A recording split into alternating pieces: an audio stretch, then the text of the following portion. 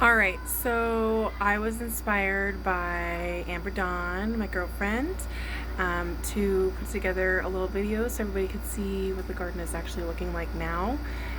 It's coming along really nicely, and I'm really pleased with how it's turning out this year. So yeah, we'll go ahead and get started. Alright, so up here in the front we have some little planters here with some borage, and then back there is some morning glory that actually came up last year. That pot we planted a bunch of stuff in and it never came up. That planter back there has pulmonaria in it, but it's just not doing too hot. This one had mint, which has like taken over everything. This front area was a wildflower mix that basically went to seed last year and came back, and I'm just kind of letting it do its thing. So far it seems like a lot of alyssum and calendula, and I'm saving a lot of seeds from that, which is nice. Up here above the windows we have lots of nasturtium, and it's doing very well this year. I've collected about a handful of seeds so far, and I'm really excited about that because last year I didn't get any nasturtium seeds. Some of mine did reseed themselves though, which is really nice. And I have a couple more borage right there. In these planters on the end of on each of the tomato trellis, we put flowers or inedibles because we don't want to grow out of those. But there's some sunflowers here, and then I've got borage, and that one has sunflowers.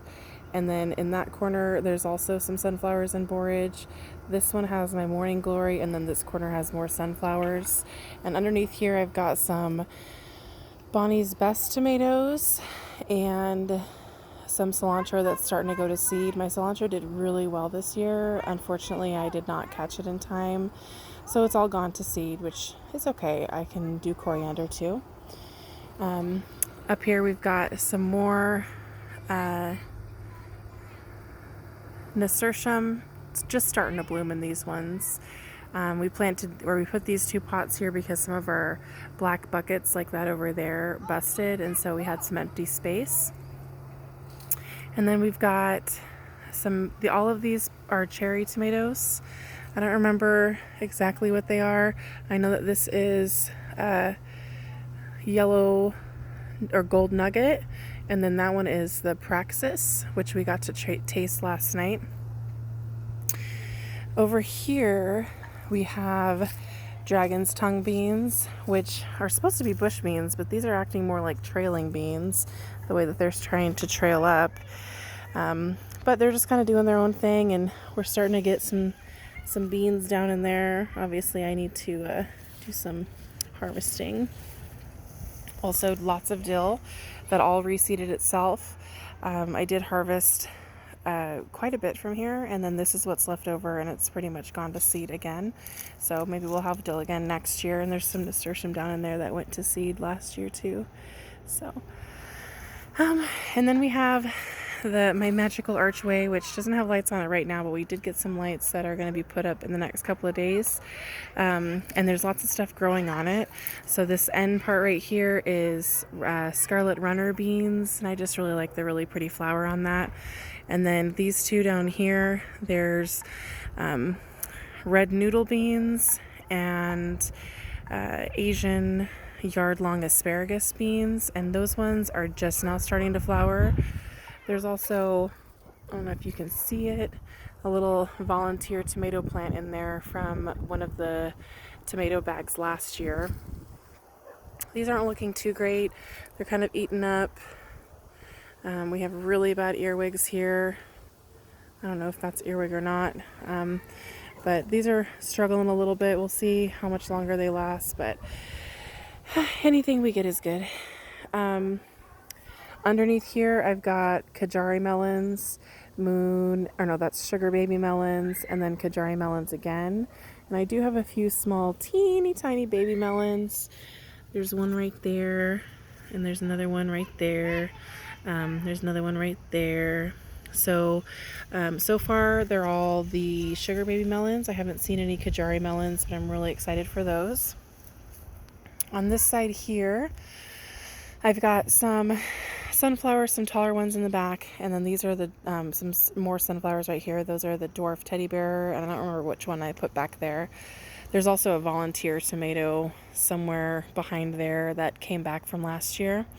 And on this trellis we have Armenian yard log tomatoes, which I have, or excuse me, cucumbers, which we have some baby cucumbers of, but no actual cucumbers growing yet. And then here I have some great white cucumbers, and those are starting to come in. On this end we planted lemon and apple cucumbers. I know I have a couple of lemon cucumbers down in there, but I haven't seen any apple ones yet, so we'll see. Cucumbers usually start to peter off around this time of year because humidity. So and then back in there is some I believe French vanilla marigolds, so we'll see how those do. Don't mind my big messy rose bush there. And then over here we have tomatoes, more cilantro, and peppers. So my pepper plants, the two on the end here are Anaheim, this one here and there. Those are doing great. And then these two sad little jalapeno plants here and here, they were all planted at the same time. They were all seeded at the same time. I don't understand why they're not doing so hot, but you can see I have lots of tomatoes on there. Lots of leaf curl right now because we've had some super, super hot weather, but I'm trying to do my best to keep them as watered as possible. I'm really thrilled with how tall they're growing this year too, because these are all larger varieties. We've got in the beds, I try to do larger varieties, and then in the hanging pots we have cherry varieties.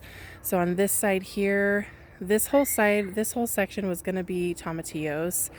But none of my tomatillos that I started ended up living.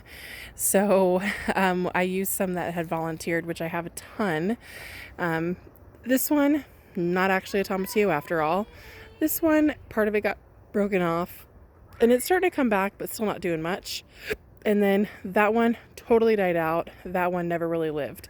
So my tomatillos aren't doing too hot this year, which is kind of a bummer. But I do have these 4 cherry tomato plants, and then there's actually a sunflower growing out at the top of that one, which was not planted, so it'll be interesting to see what that looks like. Over here we have a couple more tomatoes, some empty pots, some stuff just never got planted, so whatever, life is the way it is. But there's some more cilantro and some larger tomatoes. You can see lots of leaf curl. Like these poor things, these black pots just really don't hold moisture, and with it being 90 plus degrees, they're just struggling. But it is what it is. One little teeny tiny mammoth basil came up out of like an entire packet of seeds that I sowed in that pot, so that's cool. That's the lunch pepper peppers that I sowed, and then immediately Isley dumped the whole pot out, so those never came up. Also a big surprise. And then there's our little nasturtium table pot, which none of the seeds, the seeds don't always come up. There's always 1 or 2 pots that don't come up. So to be fair, there was one in this one too, so that one was the only one that didn't have a seed or a flower in it, but I killed it because I didn't water it for like 3 days when it was a baby, so my bad. Next to it here is a volunteer squash. I have no idea what it is. It might even be a melon, honestly. I haven't seen a female flower yet. I've been kind of letting it go to see what it is before I decide how to prune it. And all of my identification apps literally just say like general squash, or they say possibly part of the muskmelon family. And we do eat a lot of cantaloupe and want honeydew and throw it in the compost, so it could be a cantaloupe. I don't know. No idea. This stackable right here, we never got the lettuce and stuff planted in it that we wanted to. I did plant some marigolds in these top couple ones that never came up. But then these ones here are Oregon, orange hat. They are a dwarf tomato. And so they're really good for like tabletop plants, and the tons of flowers, and they're just starting to put fruit on. So, I mean, look at how many flowers there are on this one little tiny plant. It's crazy. Don't forget to spank your tomatoes, guys. Super, super, super cat-faced plants, or cat-faced tomatoes here. I think I might even just pull this bad boy off because it's just not going to be any good to eat it once it does ripen up. But still lots being produced right now, which is nice. Over here we have a couple more larger cherry tomatoes, and I really tried to keep these trimmed down to one maiden lead this year, but you know, as it always does, stuff gets away from you, and then 2 days later you've got half a tree growing out of your tomato bush. So these are pretty tight in there. I'll probably go in before too long and actually trim out a lot of the greenery just to give them some more air, but they're doing okay right now. They're struggling because of the heat the last couple of days. Over here we have Tiny Tim, which is getting ready to come with a couple of ripe little bites right there. And then down there is another Tiny Tim, and look at how many blooms are on that one. I'm telling you guys, Tiny Tims are fantastic plants for limited space and very, very high yield. So going back to the edge of the garden here, more tomatoes. Again, these are the larger varieties. I don't know the exact names. I haven't written them all down, but they are marked. So looking really sad. I'm going to have to water probably tonight just to make sure that they perk up a little bit. This giant pot, I planted Mexican sour gherkins, cucamelons, and I probably planted a couple dozen seeds 3 different times, and there is only one teeny little plant right over there, which is actually vining up into that tomato next to it, and I'm just gonna let it be. So those ones are super finicky, and last year I tried to plant them and transplant them, and they just totally died off immediately after transplanting. And this year I tried to direct seed once it was warm enough, and they just got displaced and never came up. So I think next year I'm going to try to direct seed with the board over the top of it. I saw Jess from Roots and Refuge do this when planting carrots to help kind of prevent them being displaced. So something I'm going to try next year to see if we can get a decent crop, because I've seen some people who have been able to grow the cucamelons, and they've just got, it spirals all up around here, and it's just a mound of cucamelon vines, and I would really like to do that because I'd love to pickle some, and I know Isley loves to snack on those too. Over here is my wild bed. So this is a strawberry bed, and in this corner here there is chives that has kind of gone crazy, and then kind of throughout and over on that side really is strawberries, and then there's this giant mess of borage. So this borage, you can see the kind of blank spot right in here. We've already cut out like probably a third of it, and it's fallen off the side. Some of it has. All of these are from 3 borage plants that I planted last year and reseeded themselves. So there was even some that were growing in the cracks right here, like they had fallen down the side of the soil, and they were growing through the crack, which I was like amazed by. I came out here to start saving some seeds the other day, and I realized that all of these plants have already lost their seeds. So, and each of these little pods has 3 or 4 seeds in them. So, I mean, you guys, look at how many pods there are right here. I would say the majority of them have already lost their seeds, which means that, again, I'm going to have hundreds of volunteer borage plants. I do have these little sacks over to try to save some of them, and I'm going to keep trying to save as much as I can. But I am just blown away by how much this thing came back. And I am going to be revising this bed and possibly moving the strawberries so that they have a little bit more room to stretch out and do their thing. Coming back over here, we've got a couple more tomatoes. I think that these are some more smaller varieties, but I mean, obviously they're cherry, but I'm not sure what kind they are. And then here, I thought this might be a cucumber, but then I noticed these little bad boys. And that's not a cucumber. I think it's a acorn squash, maybe. I'm not sure. Notice the volunteer tomatillos all along here. Don't know where those came from, but there's a lot of them. So that's one of my squash volunteers because I didn't plant any squash this year. And then here is my one cucumber plant, or my one zucchini plant. And I have one zucchini growing and a couple of female plants. So we'll see if I get any zucchinis this year. This is my ruffle basil, I think it's called, opal basil. It's kind of pretty how it's speckled like that, isn't it? And then here we have a surprise pumpkin, another plant that volunteered itself, and I just never had the heart to tear it out, and I'm glad that I saved it because I didn't plant any squash. We have one, this is my biggest tomatillo, and it was doing really well for a while, and then just in the last week or so, it's just kind of like not happy. It hasn't really been producing many flowers. I mean, there's flowers, but they're not really like blooming. So I don't know what's wrong with it. I'm not sure what to do at this point. I'm not going to worry about it. But there's two more tomato plants, and then my sage, which finally started to perk up. It was looking real sad. And then lemon balm and oregano, which I need to trim back. I'm probably going to trim that back and take the trimmings with us camping for the fire. Up here we have rosemary, thyme, lavender, which also needs to be trimmed back. This stuff bloomed so much this year, and it smells so good, even though it's all dried up and nasty. I like to just rub it around and smell it. These ones, I did plant parsley in, but nothing came up. So this is my wall green beans. I love them.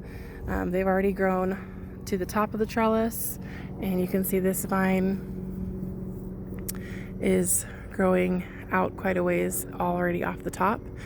Lots of flowers, no green beans yet, but I mean, last year we dried off our plants at the beginning of September because we had already canned and frozen quarts and quarts and quarts of green beans. So if anybody needs any green beans, please let me know because I will have plenty to share.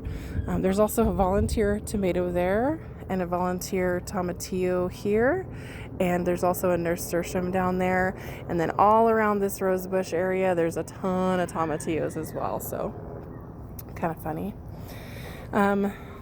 This next bed is melons. Down at the end there is moon and stars, and then I forget what these two are. I think one of them is a red something or other, but these two are smaller melons. I have so many melons growing up here. There's 1, 2, 3, 4, 5, 6, 7, 8 melons that are all growing up, and these are moon and stars, so they're going to be a little bit on the larger side, so I'm a little bit worried about how I'll be supporting those because that's going to be a challenge. There's a lot that are down here below too. I mean, there's probably 5 or 6 moon and stars in here, and then some of the other melons are down below here as well. So we're going to have some good melons if all of those become ripe. And then here is kind of my pride and joy of the garden this year, this giant nasturtium. It is all one plant, and it's got to be over 6 feet long with its whole length. So I've been watching this puppy like a hawk to try to save as many seeds as possible, and there aren't any that are quite ready yet, and I don't want to pull them off too early, but it's just, I am so blown away by that plant. So and that plant itself, it was just there, and then it just kept going, so I'm pretty pleased with that.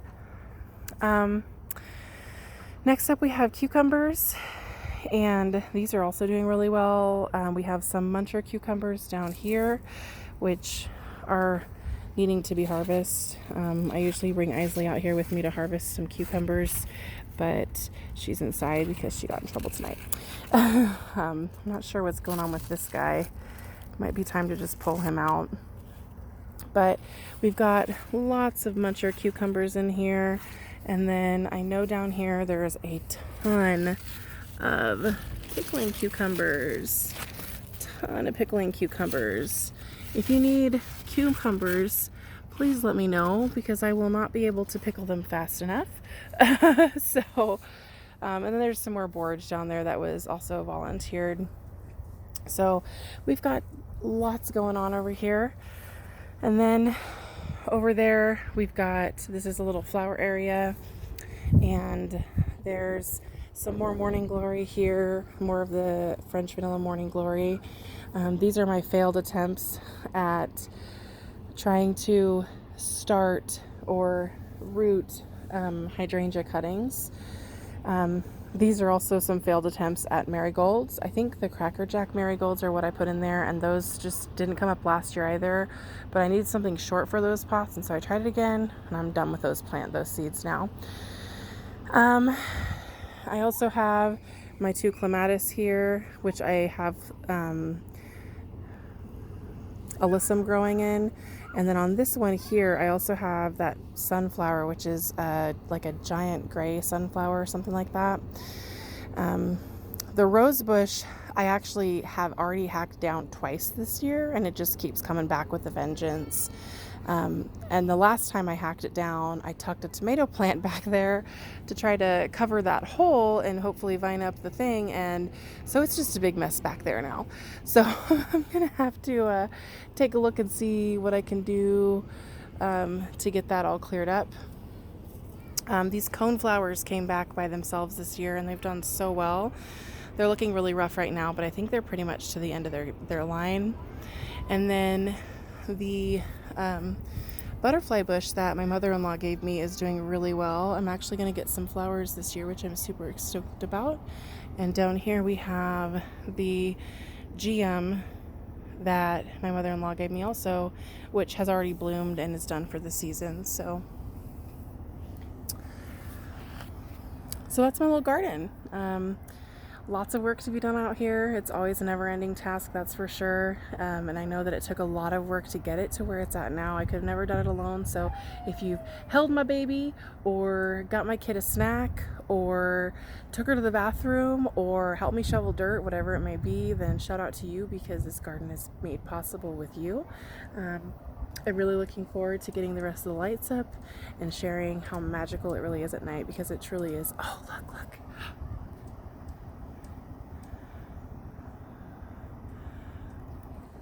How cool is that?